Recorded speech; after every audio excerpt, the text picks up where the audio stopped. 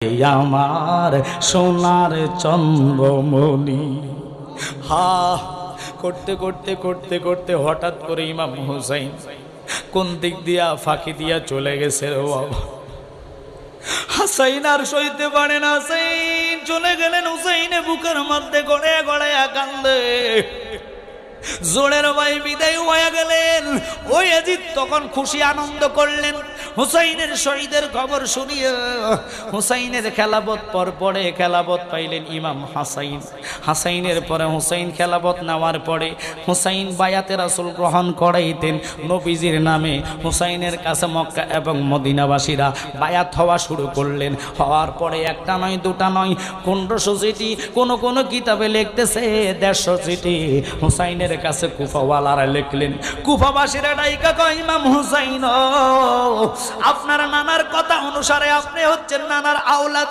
এজিদ তো কোনো নানার আওলাদ না, এজিদ কোনো খেলাফত প্রাপ্ত না। এজিদের হাতে আমরা কেমনে বায়াত হব?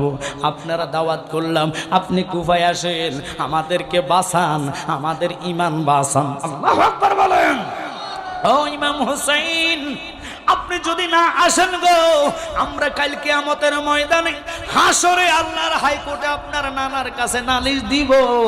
ও গো কামলিওয়ালা নবী, ও নূরের নবী গো, আপনার নাতিরে চিঠি দিলাম, উনি কারবালায় আসে নাই, উনি ফুরাতে আসে নাই, উনি আমাদের চিঠির উত্তর দিলে নাই। উনি মনে করছে কারবালায় আনি আমরা ওনাকে কতল করব, কুফায় না ওনার বাপের মতন শহীদ করব। এইভাবে চক্রান্ত বিভিন্ন রকমের চিঠি লেখে, বিভিন্ন রকমের বাসা দিয়ে চিঠি লেখে ইমাম হুসাইনের মন নরম করলেন। ইমাম হুসাইন কি করলেন? ডাক দিয়া সকলকে ডাক দিলেন, হে মদিনাবাসীরা, সাহাবায়ে কেরাম রে, আসরে আসো, আর তো আমি মদিনায় থাকতে পারবো না, যেতে হবে। আমি আমার নানার সুন্নত যদি জিন্দা করতে হয় আমি জীবন দিতে হবে, জীবনের তোয়াক্কা করি না। মদিনাবাসীরা কয়, না না, আপনারে আমরা যাইতাম দিতাম না, আমরার জীবন থাকবে, আপনাকে মদিনা থেকে যেতে দিব না। আপনি কোন জায়গায় যাইবেন? কয়, না না, আমার নানার সুন্নত জিন্দা করতে হবে। সকলে মিলে কয়, আপনি যাওয়ার দরকার নাই। তারা আপনার বাপকে চক্রান্ত করে বিভিন্ন রকমের ভাষা ব্যবহার করে মধুমাখা কথা বলিয়া নিয়া আপনার আব্বারে শহীদ করে দিছে। এখন আপনারা যদি আমরা হারাই গো, মদিনার ইসলাম তো আর ইসলাম থাকবে না। এ কইয়া জড়াইয়া জড়াইয়া সবাই কান্দে, হুসাইন যাইতাম দিতাম না। এবার একজন উঠিয়া কয়, না না না না, আপনি যাওয়ার দরকার নাই, আপনার বদল একজন প্রতিনিধি আমরা পাঠাইব।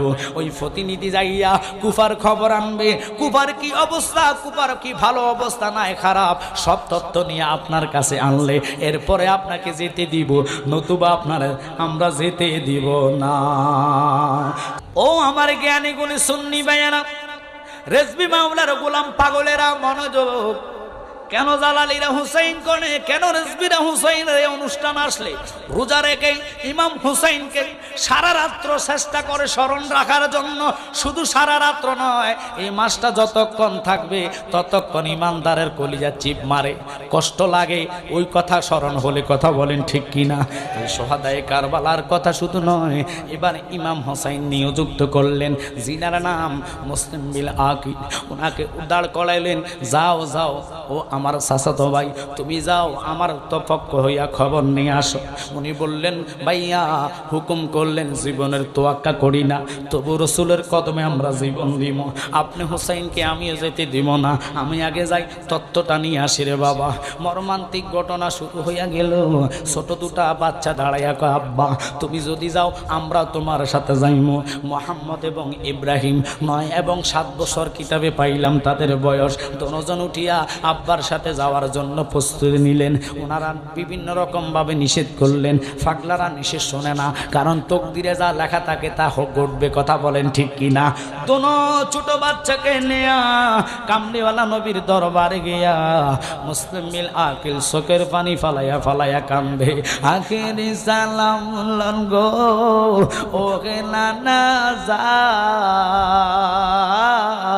জান, তোমারি মুসলিম যায় গো কুফারি ময়দান।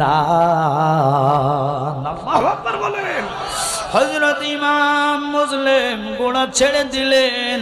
কুফাবাসীরা খবর পাইয়া গভর্নর হাউস গেটের সামনে দাঁড়াইয়া ঢোল তবলা নিয়া স্বাগতম স্বাগতম রেলি দিয়া ওনাকে কুফার মধ্যে নিয়ে গেলেন। আব্বা এক সপ্তাহের মধ্যে একজন নয় দুইজন নয় 40,000 বায়াতে রাসূল গ্রহণ করেছে। তনতন খবর চলে গেলেন এজিদের রাজদরবারে। মারওয়ান যাইয়া কয়, এজিদ তুমি যে রাজদরবারে নিয়ে ব্যস্ততা আছো, খবর রাখছো নি আওলাদ রাসূল কুফায় আসলো, 40,000 মুরিদ তার হাতে হইয়া গেল। আর কয়েকদিন যদি থাকে ওখান থেকে একটা ঝড় উঠবে, সবাই আইসা তোমার রাজত্বরে দুলুসাত কইরা দিব। এই বিষ যখন মারওয়ানে মেরে দিলেন, এজিদের মাথা নষ্ট হয়ে গেলেন। এজিদ কইলা কি খবর ঘোষণা দিয়া দাও, যারা মুসলিম এবং মুসলিমের দুটো সন্তান রে জীবিত হোক মৃত্যু হোক আমার রাজদরবারে হাজির করাইব, আমার গভর্নর হাউস তার নামে লিখে দিব, 1000 স্বর্ণ মুদ্রা তারে আমি দান করে দিব। এবার ঘোষণাটা শুরু হয়ে গেল। আর যারা সঙ্গ দিব তাকে, তার সাথে থাকবে, তাদের গর্দান আলাদা করা হবে। এই ঘোষণা যখন দুষ্ট এজিদ থেকে আসলেন, মাইক দিয়া যখন এলহান করে দিলেন, আব্বারে জোহরের নামাজ পড়লেন 40,000, আসরের টাইমও 40,000। কিন্তু বাবারে লক্ষ্য করবেন মাগরিবের সময় 500 লোক লইয়া দাঁড়াইছে, কিন্তু সালাম ফিরাইয়া দেখতেছে 500 লোক আর নাই। ডান দিক দিয়া ওনার ছেলে মোহাম্মদ, বাম দিক দিয়া ওনার ছেলে ইব্রাহিম, দুইজন ছেলের লইয়া মাগরিবের জামাতটুকু শেষ করছে। উনি সিটি লিখে দিলেন, ভাইয়া তুমি চলে আসো। সিটিটা মদিনায় চলে গেলেন। এবার ইব্রাহিম এবং মোহাম্মদ দুজন কান্দে, এশার নামাজের আজান হচ্ছে। আব্বা এতগুলা লোক কোথায় গেল? পানির পিপাসায় বুকটা কাতরাইতেছে। হারে আওলাদ রে, পানি দিলি না। এই পানির জন্য তো আওলাদ শহীদ হইছে না, কারণ হইছে উম্মতের বেড়া পার করা লাগবো। কথা বলেন ঠিক কিনা রে বাবা? ও বাজান, কারবালার ঘটনা বড় মর্মান্তিক। আওলাদ পানি চাইলে হাউজে কাউসারের পানি আল্লাহ ফেরেশতা দিয়া পাঠাইতেন, কিন্তু দেখেন খাজা গরিবে নামাজ আতায়ে রাসূল জিনার কথা বললে নয়, ইনি পানি চাইছেন পানির জন্য না, উনি পাঠাইলেন ফিত্তুরাজের প্রধান সেনাপতিকে, যাও ধরো লোটা নিয়ে পানি নিয়ে আসো। এই হুকুম করলেন ফিত্তুরাজের প্রধান সেনাপতি। যখন আয়না সাগরের মধ্যে বিসমিল্লাহ বলে লোটা ঢুকাইলেন, খোদার কসম রে, পুরা আয়না নদীর পানি নয়, পুরা ভারতবর্ষের পানি ওই বদনার ভিতরে ঢুকে গেল। একজন হিন্দুরে দিয়া যদি আতায়ে রাসূল খাজা গরিবে নামাজ লোটার ভিতরে সাগরের পানি ঢুকাইতে পারে গো, অথচ শিকালে খায়, কুকুরে খায়, গোড়া খায়, বাধা দেয় না পানি। আওলাদের রাসূলের জন্য পানি বাধা। মুসলিমের সন্তানেরা চোখের পানি ফালাইয়া ফালাইয়া কান্দে, আব্বু গো পানির পিপাসায় আমরা আর ভালো লাগে না, একটু পানি দেন। ঈশার নামাজ শেষ করিয়া দুজন নিয়া রওনা হইলেন। কুফানগরে যে গল্লিতে যায় রে, খোদার কসম গলি ভিতরে ঘর দরজাটার খিলি মারা হইয়া যায়। মুসলিম ডাক দেখে, আসুরি আমার দুইটা সন্তান, ছেলেদের কি দোষ? অপরাধ যদি থাকে আমার তেরা দোষ দিব। তোমরা আমার কাছে বায়াত হল, একটু পানি দাও রে, আমার ছেলেরা পানির জন্য কাতরাইতেছে। খিলি মারা থাকে, গলিতে গলিতে গলিতে গলিতে ঘুরতেছে আর ঘুরতেছে। যেই দিক দিয়া যায় দরজাটার ভিতর দিয়া খিলি মারা থাকে, টোকা দিল দরজা খোলে না। ঘুরতে ঘুরতে ঘুরতে ঘুরতে হাঁটতে হাঁটতে আর কতক্ষণ হাঁটবে, উনি কি করলেন, একটা গাছ নিচে ছোট একটা কূপ ছিলেন, ওই গাছের শিকলের মধ্যে দুজনে বসাইয়া মোহাম্মদ এবং ইব্রাহিমকে বসাইয়া বাবা মুসলিম কয় আব্বু তোমরা এখানে বসে। ওই দূরে পাহাড়, ওই দূর থেকে আলো দেখা যায়, রাত্র তো ছিলেন, আলো দেখা যায়, ওই ঘরের দরজাটা খোলা, এই জন্যে তো আলো দেখা যায়। তোমরা এখানে থাকো, আমি আসা পর্যন্ত যাইও না। ঠিক আছে আব্বু, আপনারা বিদায় দিলাম, আল্লাহ হাফেজ। এই কইতে দেরি এবার বাপ ফানির জন্য গেলেন। খোদার কসম রে, রাত্রের রজনী ছিলেন, ঘরের ভিতরে মোমবাতি নিবু নিবু করে জ্বলতেছে। হজরতে মুসলিম আউলাদের রাসূল নবীর আউলাদ যখন উঠানে কদম রাখছে রে, লজম পূর্ণিমার চাঁদটা উঠানের মধ্যে নাইমা গেছে। মহিলা ঘরে কোরআন পড়ে দৌড়াইয়া আয়সা দেখতেছে পুরা উঠানটা পূর্ণিমা গেছে। মহিলাটা ডাক দিয়া কয় বাবা তুমি কোত্থেকে আসছো, কোন জায়গা থেকে আসছো? আওলাদে রাসূলরা মিথ্যা কথা বলতে পারে না, আওলাদে পাকের জবান দিয়া মিথ্যা কথা আসে না।